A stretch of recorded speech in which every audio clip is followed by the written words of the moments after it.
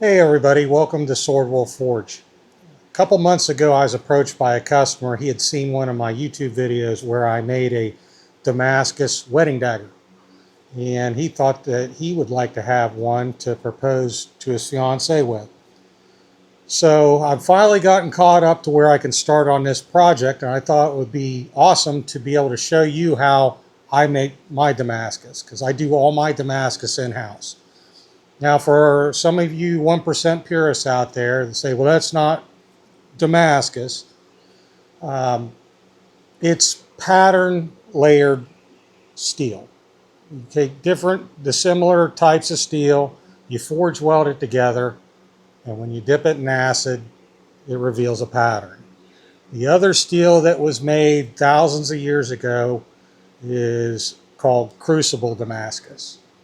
But today what we're going to be focusing on is how I make my pattern layered steel or Damascus.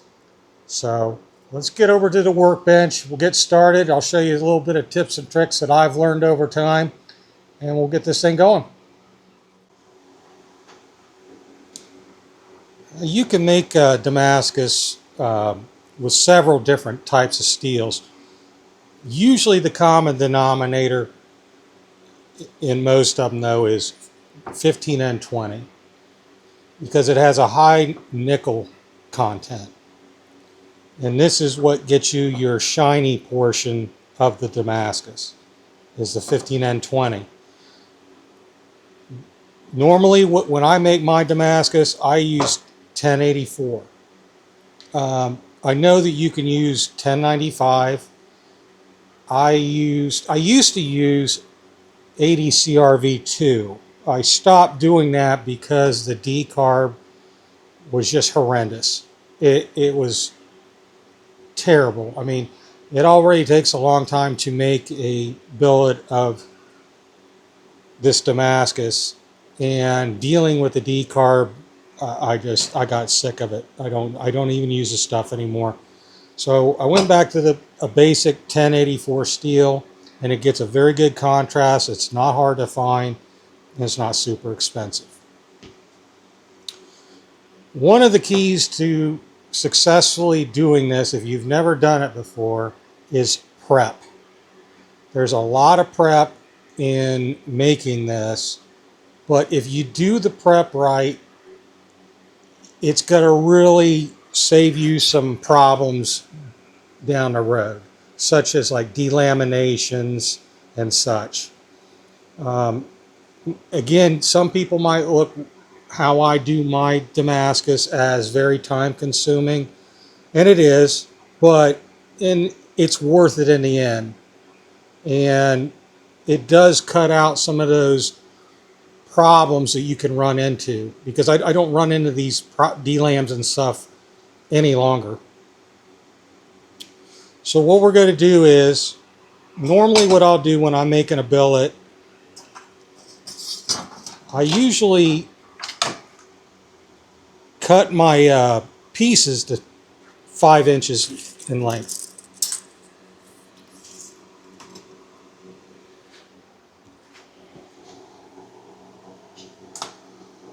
And really the sky's the limit on how many pieces you cut. I mean, I don't go crazy overboard. Normally I'll do a stack of between 10 and 12 pieces. And right now I'm using, this is 1/8 inch thick stock.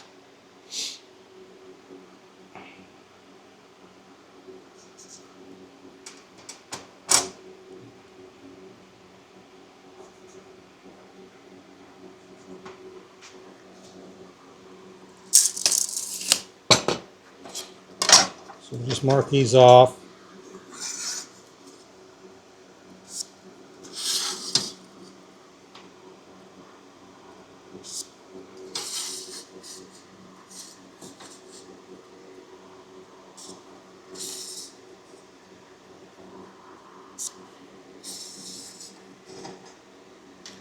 Let's see a mark for that first one.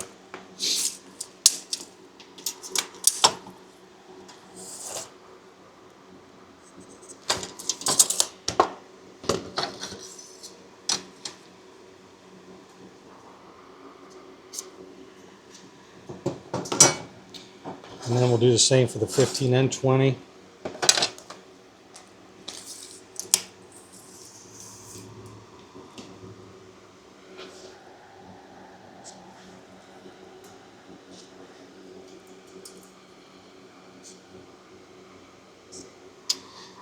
Now, one of these pieces I leave long, about 2 inches, and I'll show you why later. So this one piece of 15 and 20, I'm going to make it 7 inches instead of 5.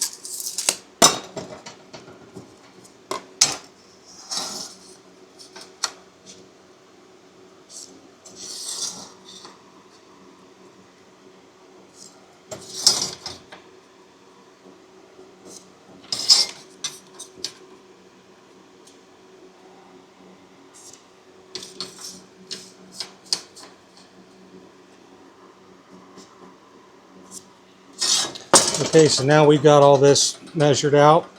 Let's go over and we'll get the chop saw set up and get to cut.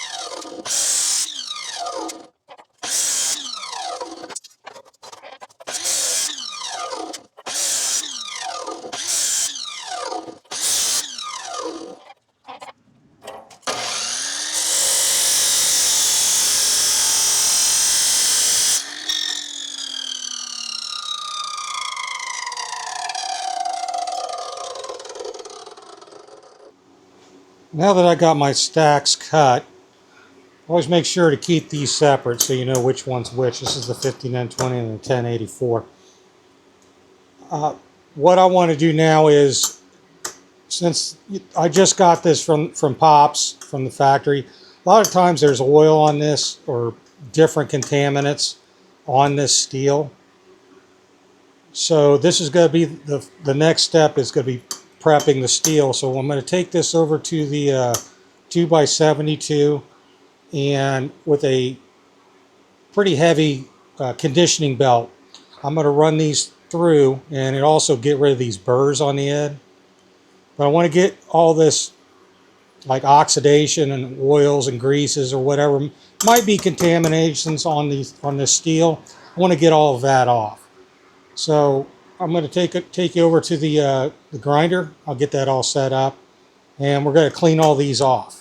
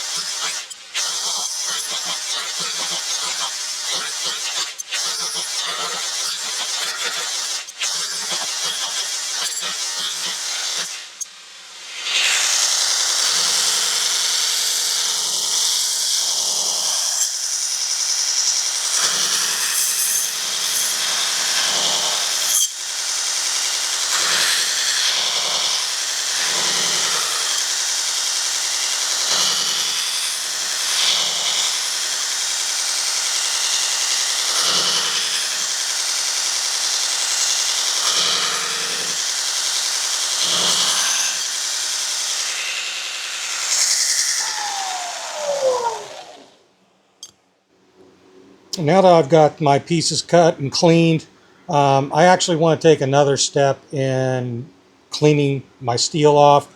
So I'm going to wipe everything down with some acetone. Just to, there could be some contamination on my belts. Even they say that the oil from your fingertips or your fingerprints can cause a delamination. So I just want to take as many precautions as I can while I'm doing this. I've already got my little vise thing here that I used. Once I get these clean, I'm going to start stacking them in this vise, and then I can weld them up. Now I'm going to be alternating pieces, 1084, 15, and 20 back and forth. You could do this however you want it. Okay. If you do like put two pieces together of like 1084, you might have a bolder pattern, darker pattern. Again, the sky's the limit. You can do anything. Also, again, this is going to be a low layer count Damascus, probably about 60 to 70 layers. That's what the customer wanted. But how we're doing this, you can go as high layer count as you want.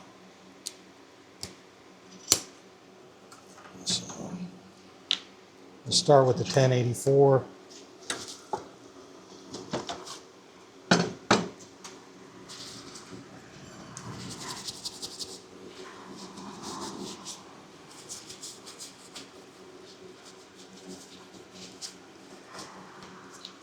Okay. 15 and 20.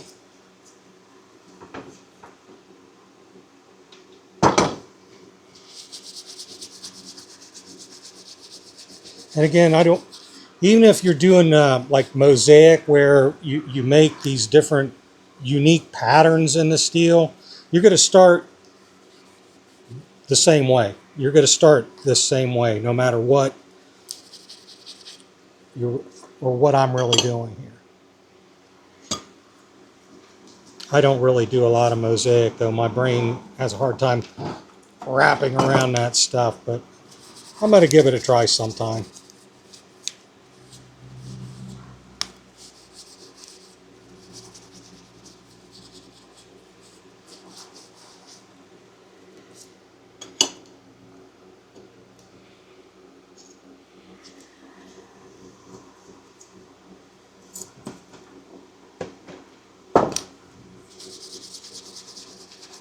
But again, cleanliness, I can't stress it enough. This is really a very important part to making this successfully.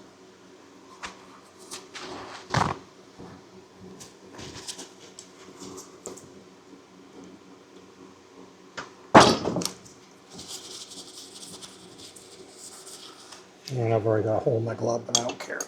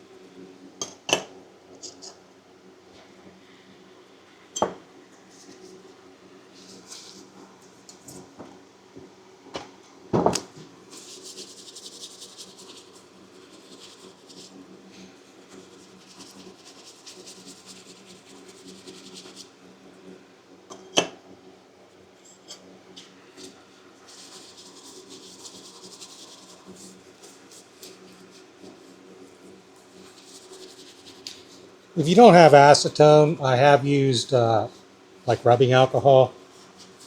It seems to work pretty good as well for this.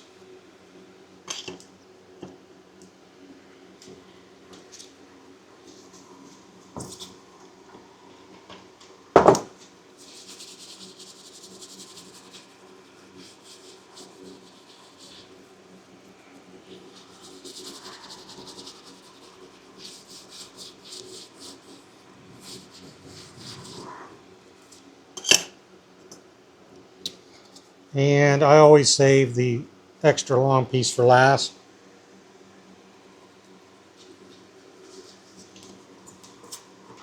And to answer your question, I made this extra long so I have something to grab onto with my tongs. I used to weld a piece of like rebar on the end of my stack or my billet, but I'm going to tell you, after running that through the press a couple times, that thing breaks off, and now you're trying to forge a billet by grabbing a big stack. And I just found this to be a lot easier. So now you got a couple inches here that you can clamp onto. So we're ready to tighten this up.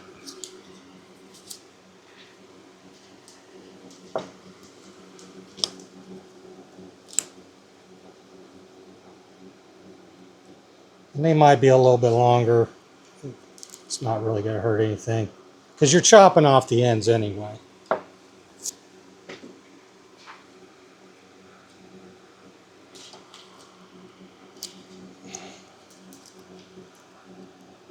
Okay, she's ready to be welded up. So now I'm ready to weld up my stack. And all you're going to see me do is I'm going to put 2 passes of weld right here and here on our stack. Hi, Susie. And that's it. I know some guys, they'll weld everything, to each his own. This is just how I do it. I'll do it pass here, flip it over, and do the same thing on the other side, and that's all I really need to do. It's just really, all this is doing is holding all my pieces together, and that's really it.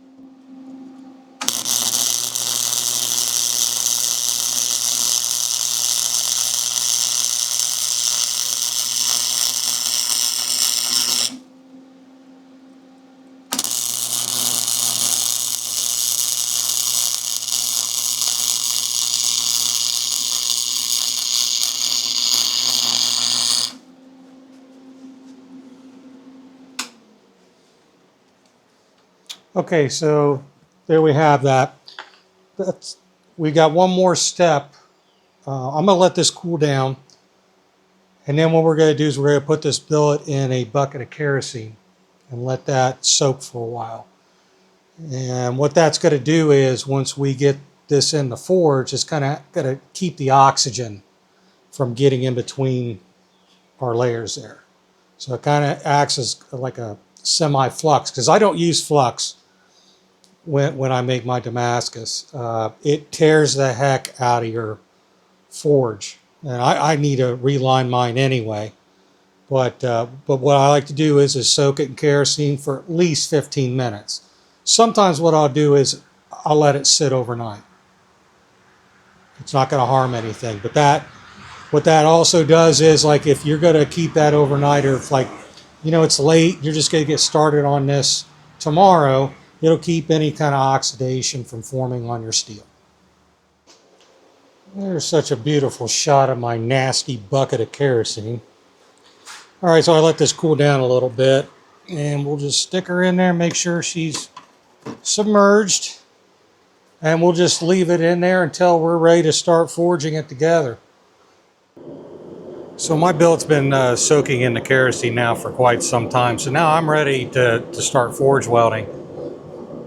So before I even start, I'm going to get this thing, my forge, heated up for quite some time. I'm using a Majestic Forge 3-burner. And I got the back end partially blocked off to try to keep some of that heat in. In case you're wondering also, I'm running around 10 psi. That's usually what I use when I'm making my Damascus. And the other tool I'm going to be using is a 12-ton coal ironworks press. And right now I've got my flattening dies installed. So once my forge is heated up a little bit, I'll go ahead and I'm going to place my billet in there, and we'll let it get nice and hot. All right, I think she's warmed up enough. Go ahead and get her billet out.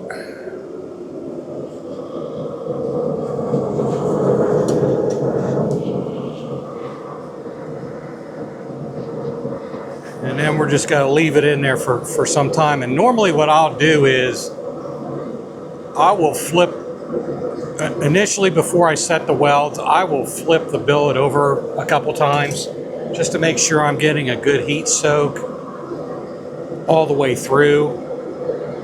And I don't set a timer to how long the billet's in there.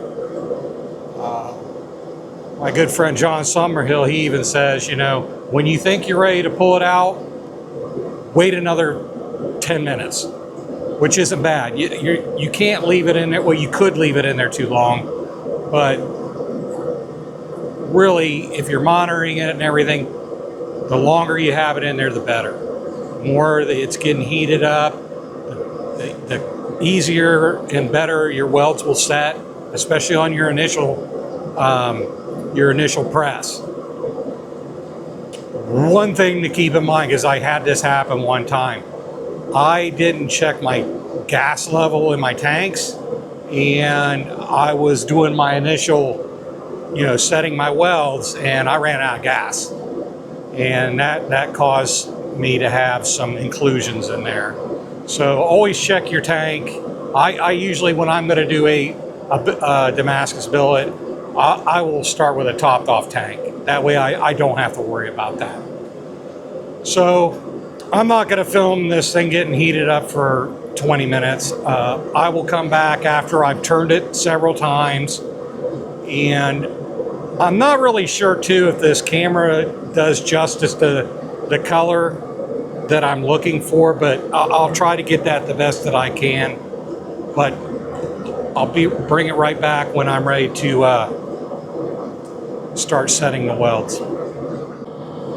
Okay, so we've been having our billet in the heating up in the forge now for about 15 minutes. I flipped it over a couple of times, getting some good even heat. I think we're pretty much ready to start setting the welds. Now I set my welds with the press. I know some people do it by hand, but the 12-ton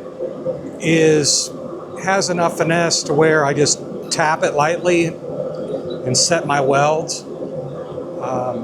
and it's worked out pretty good for me. So I'm going to get everything set up, pull the billet out, and I'll set the welds, and that's all I do on that initial press. All I do is set the welds. I don't try to compress anything, draw anything out. I just set them, and it goes right back into the forge. So I think we're about ready to go.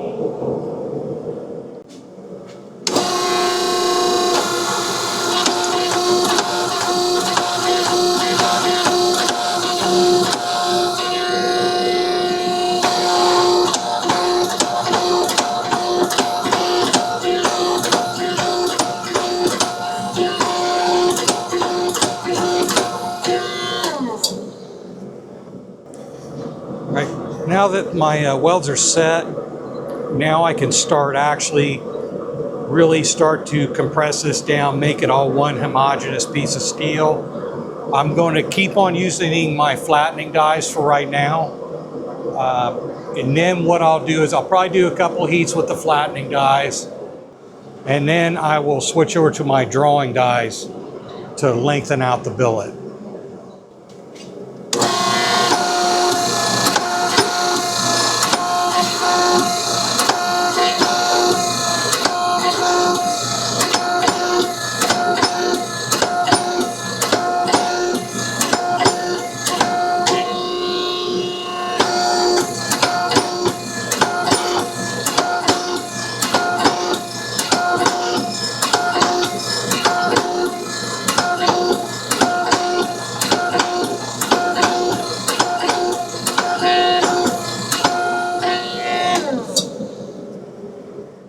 Got to be kind of careful because it looked like the end closest to me kind of came apart a little bit. Maybe I didn't set the weld good enough.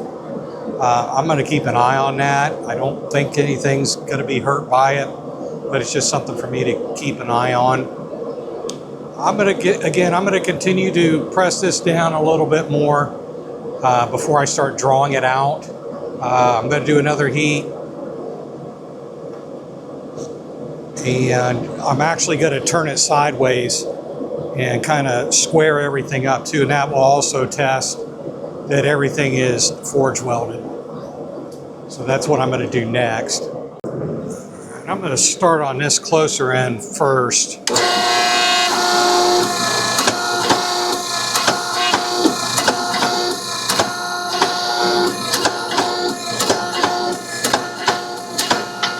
Flip it on the side.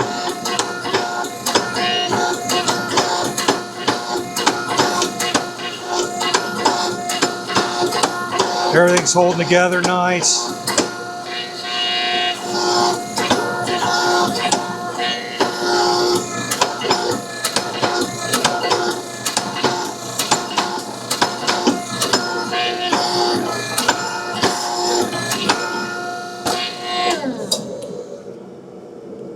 Okay, I think I'm going to do one more heat with the flattening dies, and then I'm going to change over to the drawing dies. Draw this out long.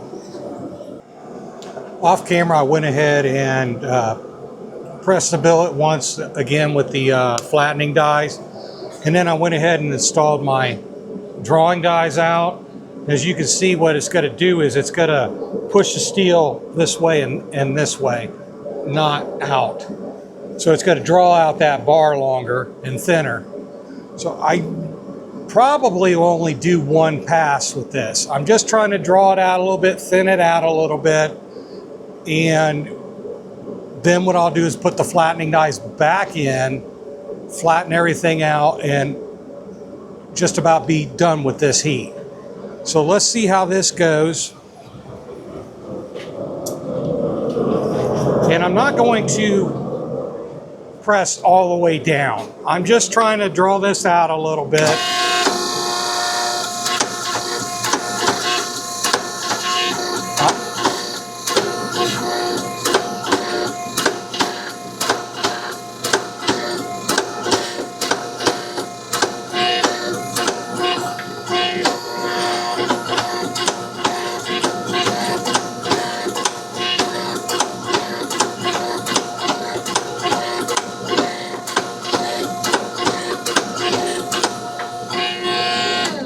Again, like I said, I'm not making the press go all the way down. I'm just trying to, as you can see, I got quite some length out of that. So I'm going to go ahead and put this back in the forge, switch over back to my flattening dies so I can prepare myself to restack this, basically. But I want to get it as nice and as flat and uniform all the way down as I can.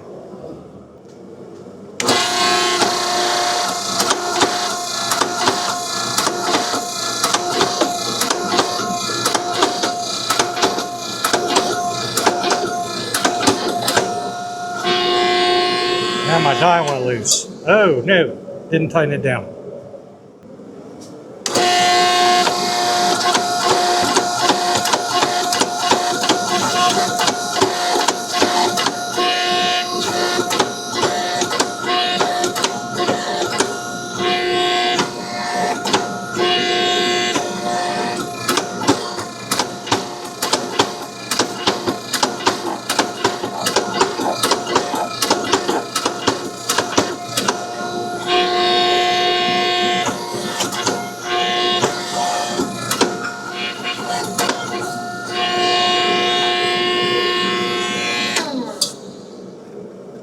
Okay, so this is curved just a little bit right in here.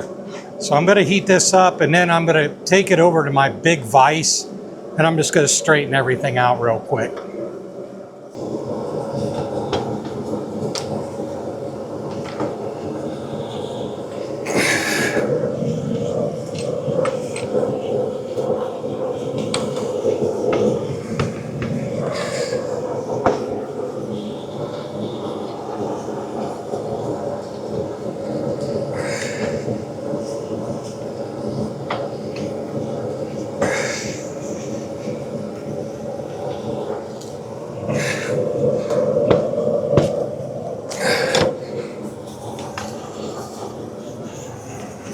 Okay, so I got everything pretty much straightened out and flattened out.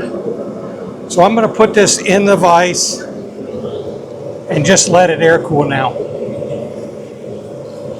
until I'm ready for my next step. So we will be back in a bit. Now that I let the billet cool off for some time now, it's easy, cool to the touch. I can manage with it and ready to move on to my next step. But we can take a look at it.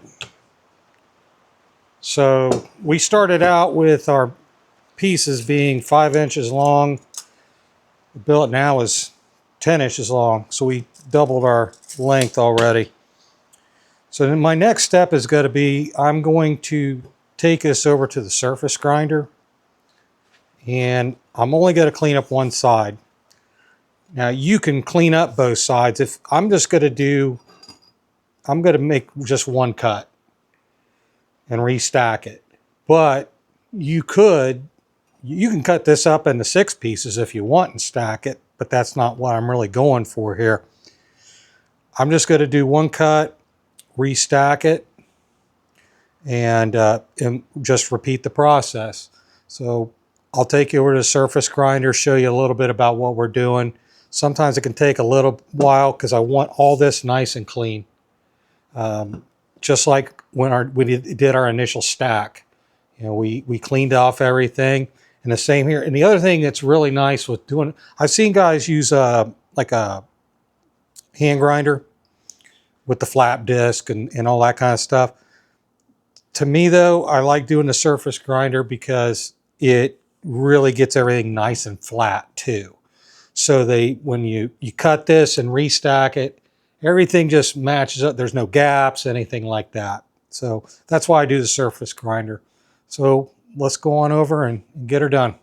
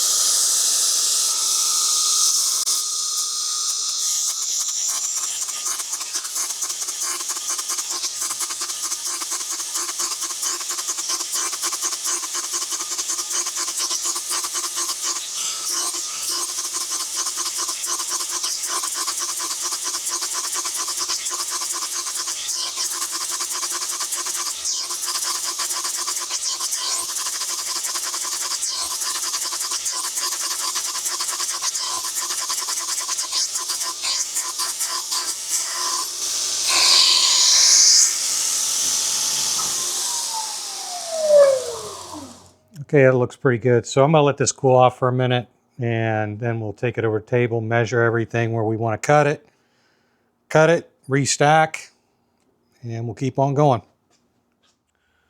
So this is what my surface looks like after I'm done using the surface grinder. You want to get all those little dimples out, look for any kind of imperfections, anything like that. Everything looks pretty good. We had measured this, it's a little bit over 10 inches, but once I chop off the end piece here, we're going to have about 10 inches. So 10 divided by 2 is 5. So I'm going to take this over to the chop saw, do my cutting, and then we'll be ready to clean and prep this again and get it ready to weld up. So you've already seen me use a chop saw once. I'm just going to go ahead and do that right now and be right back. I let my billet cool down a little bit after doing the chop saw. That thing gets hot. I also went over to the 2x72. Sometimes there's some like burrs over here on the ends where after you cut. So I went and cleaned them off real quick. And so now I'm just ready to really repeat what we did earlier. I'm just going to clean these up. You can see they made up really nice. But I'll clean with acetone first, put them in my vise, weld them, soak them, and then I'm ready to forge weld again. And it's a lot easier now, it's just one forge weld. So you just keep on doing that until you get the layer count that you like. Also, good advice would be that I write my layer counts down, because you never know, you might get distracted, you might have to shut things down for a day or two, and you come back to this billet and you cannot remember what the layer count was. So again, that's in a that's that in a nutshell. I'm going to go ahead, shut the camera down, finish this billet. I'm aiming at probably about 80 layers. So I'm just going to do that off camera. You've already seen me go through the process of, but when I come back, I'll have this billet finished and we'll conclude. So this is what I've come up with after forging 80 layers. I'm finished. That's a good layer count for what I want. Final billet, we've got about 8 inches usable length. It's 2 inches wide, and it's about a 1/4 inch thick.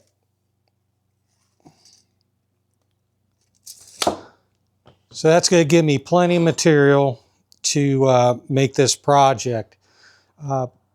You might be asking, why did I leave the MIG welds on there? That's because I'm going to be doing stock removal, because I want to keep the integrity of the pattern the whole length of this project. If I was doing mosaic or something like that, then I would have ground those off.